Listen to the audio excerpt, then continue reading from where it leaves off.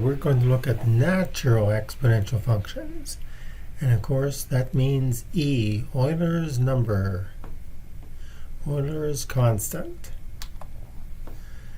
We're going to look at evaluating them, graphing them, solving some compound interest problems. So you might be interested in how that works with compound interest, since that's usually what we get if we put our money in the bank or a credit union or somewhere. And also to do something that goes in the opposite direction, and I'll explain that. It's solving present value problems. It's working the problem backwards. If you want a certain amount of money 5 years from now, what do you have to put aside today so you get that? So here's our, excuse me, here's Euler's number, 2.718281828. It almost seems like it's going to start repeating, but it never does. Never repeats, never terminates. That's the bad part. But on the other hand, it's a fantastic number. And it also comes from a limit. You might notice down here, let me get this pen. You might notice that this is one of the ways you can calculate E, Euler's number.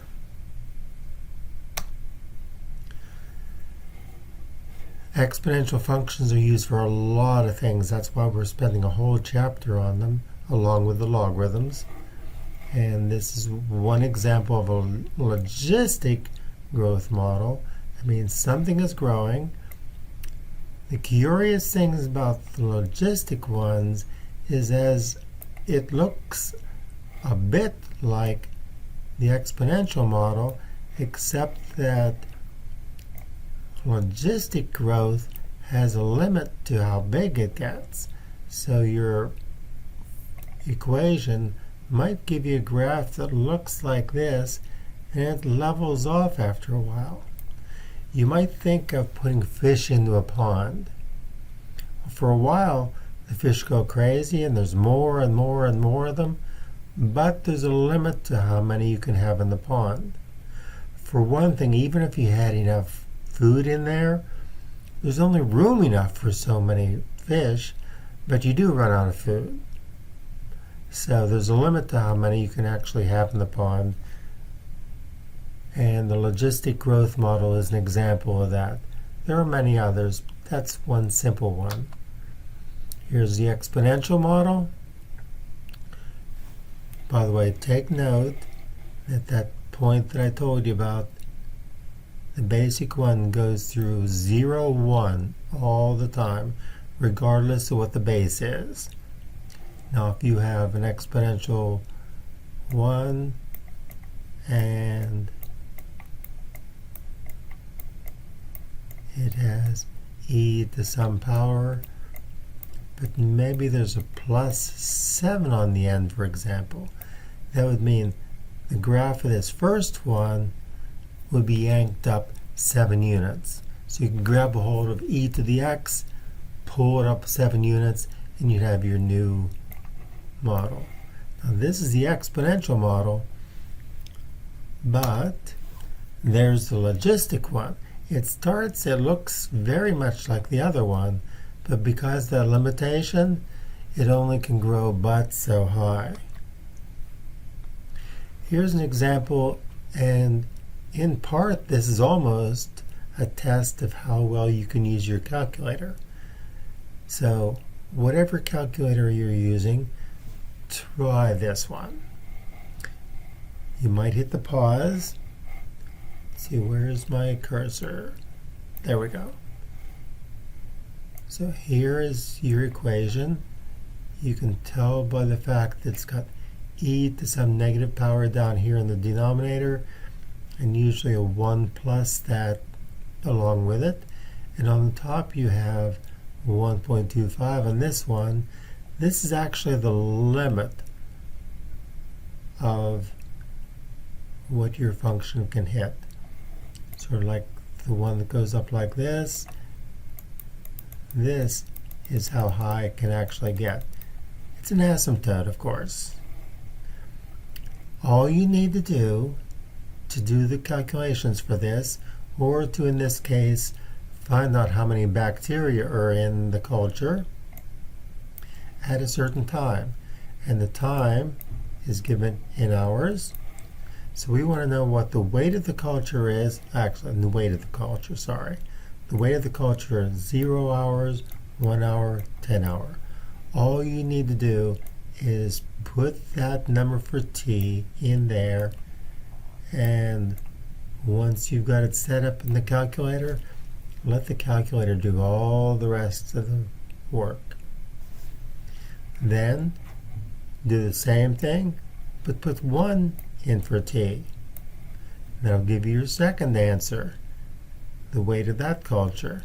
And then put 10 in for T, and you've got that answer. If you've got a TI Inspire, you might check with me, because I might have a way that you can do this a little bit simpler. For example, if you're typing this in your calculator, so 1.25 on the top, see how well I do with this. 1 plus 0.25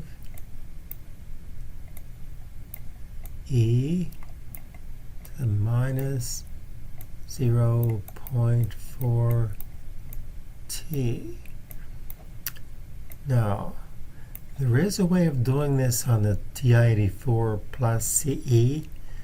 You'll have to check and see how you do that. But I think it has to do with putting a pair of colons in there somewhere. So you might experiment with that. If you got the TI Inspire, what you'll do is you'll put this vertical line after your function, and then you'll type in T equals 0 for the first one. Now, I'm not going to tell you on this how to get that vertical line. It's pretty simple when you actually look on the calculator, but check with me. I'll give you a hint though. It's on the left side of the calculator, about halfway down on the edge.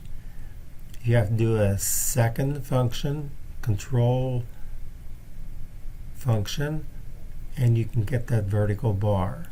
I think it's the last one in that particular menu. Once you've got that bar after the function, you can just type in T equals whatever number, hit enter, and it's going to use this number in this function. Then what you can do, if you want the 1 hour, all you have to do is cursor up here, copy this down, change 0 to 1, that's real easy. Hit enter again, you've got your second answer. Go back up again, change this to a 10, and you got your third answer. The other one is a different story. What is the limit of the model as t increases without bound? So you have to take a look at this function. And one way you can do that is to play with t's. So you can make a small table for yourself. The format's not terribly important. You'll have one column or one row for the t values, just like we had a 0 and 1 and a 10 so far. And you'll have these three results. And if you want to see what happens if t increases without bound, you could try switching that to 100. See what you get. Try 1000. See what you get. Then try something maybe a little bit outrageous. Maybe even just 1 million. That should give you an idea by this time of what's happening to the y value as t gets very, very, very big. It's fun to do that. Another way to do it is you could look at it for yourself and say, okay, what is going to happen to this? So you've got the function. I'll look down here. The 1.25 isn't going to change with t changing. what's going to happen is down here. When this gets big, well, before you get to that, notice you've got e to a negative power. That means e to the negative 0.4 t can be written, remember, as 1 over e to the 0.4 t. So if we work it backwards, if we put big values in for t, this number right here is going to get larger and larger and larger. If it's not large enough for you, make t bigger. What happens to the whole fraction? It gets very small, very small. Something like that. So it's very small. Now let's go back here to our function again. So this part right here is going to get very small. Once it gets small enough, multiplying it by 0.25 is going to give you something very close to 0. And if that's close to 0, when you add it to 1, you basically got 1. And the whole fraction degrades to 1.25 over 1, or 1.25. That's why the number on the top is the limiting value for your pond or whatever it is, in this case the bacterial culture. So there's two ways of doing this. You might try both of them actually. Try using the experimentation method using your calculator, and then go through the reasoning that I just did for what's going on inside that function. Here's a graph of what's going on. Now what we see here are only t values that are positive because we can't go back in time. Einstein told us we can't do that. But so it's rising very strongly, that eventually we start approaching this asymptote of the 1.25, which is the limiting value that I just mentioned. Next, there's your practice. Put the 0 in there. Make sure you know how to put the whole thing in your calculator. Put the 1 in there. You can see you've got more in your culture. Put 10 in there, you've got more. Put 100 in there, you'd have more. But it's going to top out very close to the 1.25 grams.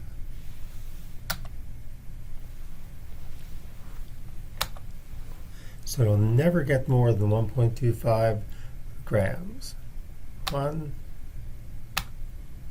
2, and infinity. I guess I've got some extra slides in there that I don't need anymore. I need to delete those, I guess, eventually. But it doesn't hurt to see them twice. Next application, compound interest.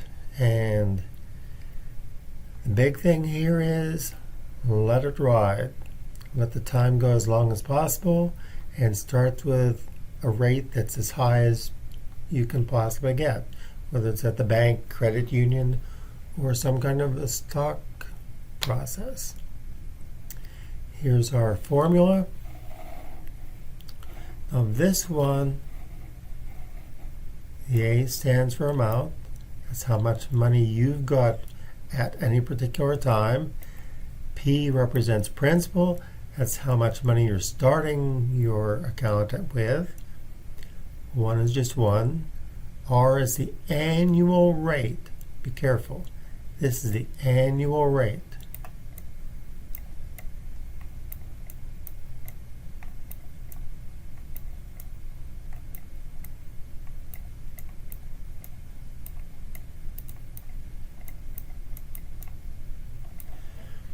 N is how many times a year the compounding process happens. For example, if it says annual, that means the N is going to be 1. It only gets compounded once a year. If it's semi-annual, 2, quarterly, 4, monthly, 12, you get the idea. Daily, 365, and so on. Up here, the reason this is 1 is because the question says, how much do you have after 1 year? This is going to represent how many years. So if it's 2 years, you put a 2 there. Notice also this N is the same as the N down here. These two are identical. So when you're doing this compound interest at so many times a year, make sure that your number here and your number here show up twice. Here's an example of what happens. Notice the N's, first of all. Annually, that means it's compounded once a year. Semi-annually, twice. Quarterly, 4. Monthly, 12. Daily, 365. Or if you want to be particular, I guess you could say 365.25. Or maybe switch back and forth between leap years and non-leap years. But you can see what happens. The more often it's compounded every year, the more money you get. So if these were 5 different banks, this is the bank you'd want to go to because you end up with more money. Not a whole lot, but still, it's more money. I've got some things missing here. I'm not sure why. It says, as x approaches 0 and approaches infinity, you have this formula. If you let the number of compoundings get bigger and bigger and bigger, this is how many times it's compounded per year. If you let that approach infinity, you've got a limit problem. Bring that p out front because p is just a constant. That's how much money you put in the bank. Find the limit. And the limit of this part right here is e to the r. There's our good old friend e again. And r is your annual rate of interest. It also is a nice, easy formula to work with. This will be with continuous compounding. A equals P times e to the r power. So you've got 2 compounding interest formulas. This is the one for continuous compounding. And the other one was for non-continuous compounding, I guess would be the best way of putting it. Daily, weekly, yearly, whatever it is. And up here, you put the annual interest rate and how many years. If it's just 1 year, it says the end of the year. So we've actually got 1 here. And that's how much money we have waiting for us at the end of 1 year with continuous compounding. There are the 2 formulas. One quick review. The A represents how much money. Let's see, where is my cursor? There it is. There. A is how much money you've got now. P is how much you put in to begin with. It's called principal with a PAL. That's just a regular 1. This is the annual rate here with the R. N is how many compoundings per year. Same N up here. And T represents the time in years. Be careful about this T. If you get a question that says, how much money do you have at the end of 4 months? Well, you don't put a 4 in there because 4 is in months. So you have to make it 4 over 12. How many years or what part of a year? So make sure you don't make that mistake. This is in years. This is compounding, but continuous compounding. Continuous compounding, you use a different formula.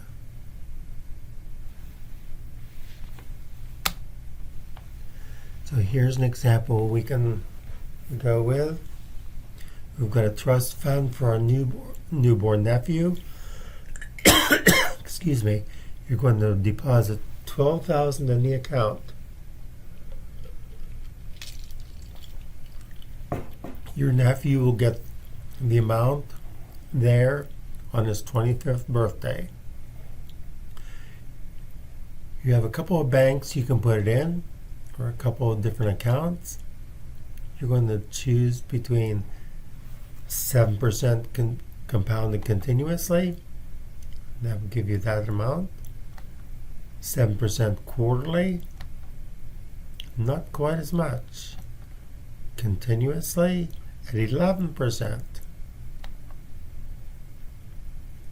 Gee, that is a huge difference, isn't it?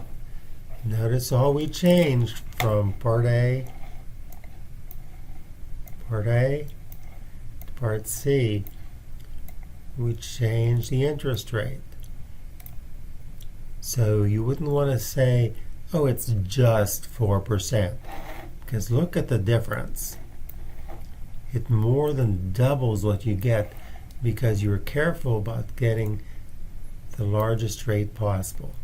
Even if you went from 7% to 7.75%, there would be a big difference because of 25 years.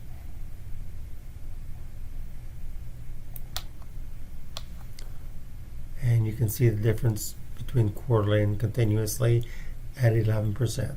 Continuously will always beat all the other compoundings.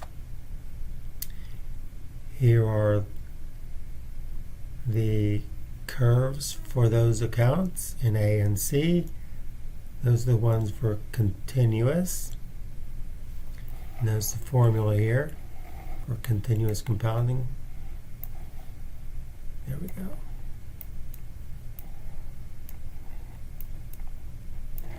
The difference between those is the rate that you're given. The annual rate is what you use in that formula. It has to be the annual rate. Usually that's what it'll be anyway, so you shouldn't be too concerned, but always keep your eyes open. Big difference in those. Remember, 69,000 plus versus 180 plus $1,000.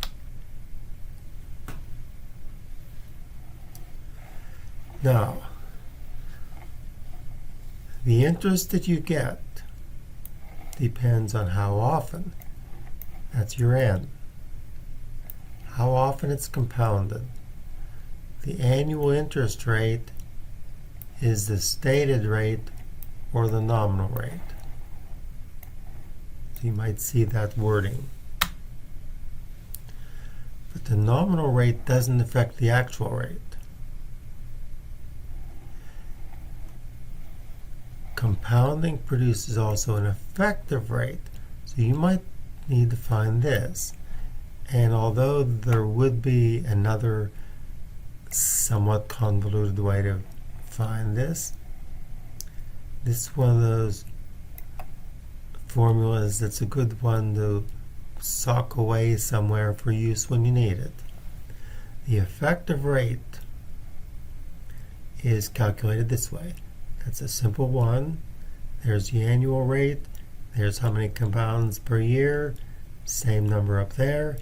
And you subtract the 1 because you're actually getting the rate. Now what this means is that if you're compounding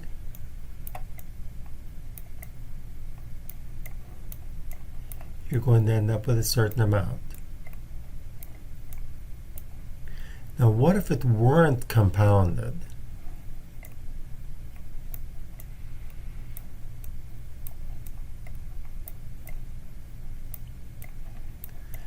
How could you get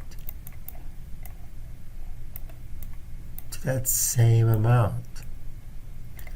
That's the effective rate. So if this is 8% with compounding, the effective rate to get the same amount of money, you're going to have a higher rate, and that's the effective rate. What would this have to be at a simple interest to match what you would get with the 8% compounded?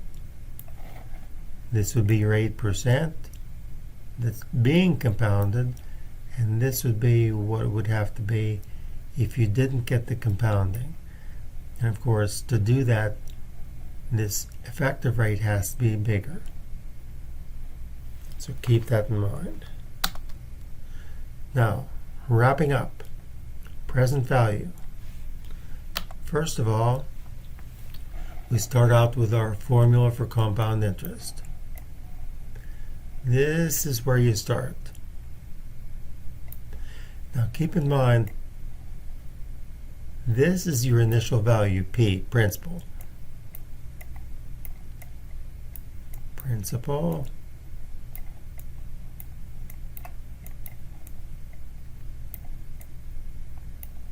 PAL, just like the guy in high school, your principal, the pal.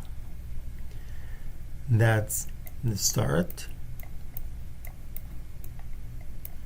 It's how much money you put in the bank, and this, the amount, is how much is there at the end of the period. So what is the deal with present value? Okay, let's suppose you're in college and your favorite uncle says, what car would you like when you graduate? I want to get you a real nice car when you graduate. How much is it going to cost? And you check on it, and the car that you'd really like to have when you graduate, let's say, is about $25,000. So what your uncle does is he puts enough money in here so that this ends up being the $25,000. Remember, P is what you're starting with. So this is how much you're going to get. This is the money that's going to buy the car. You're going to have to wait until you graduate. So keep those grades up. And your uncle is going to put in this much money, compounded at this rate, this often, so you end up with enough money to get that car that you'd really like to have as the graduation present he was wishing you to have. That's how it works. And if you want to find out what P is, you can take that formula back there, which I've messed up, but take that formula, solve it for P. So what you'll have is this. Now, if it's a regular one, you can calculate it like this. N is the number of times it's compounded. Capital N is if you take the number of compounding periods and put them there. I wouldn't fool with this, frankly.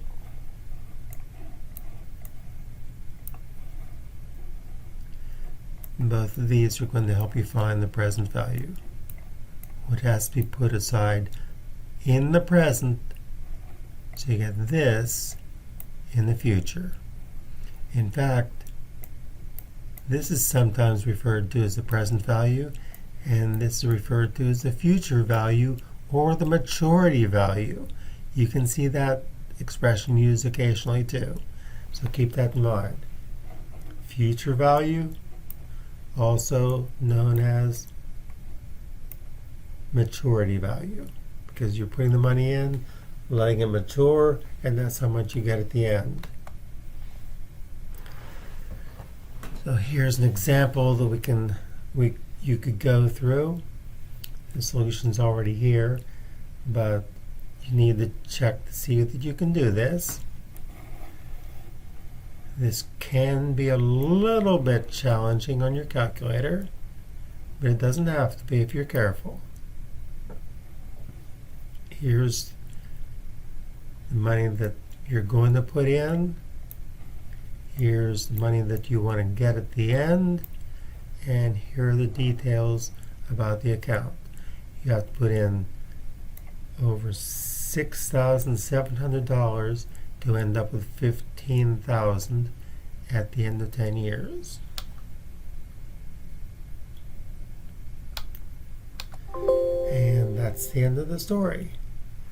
I hope you enjoyed our travels, and remember, get it the best interest rate you can, and also get the most compounding possible, and if possible, continuous compounding, you remember, is the best. See you next time.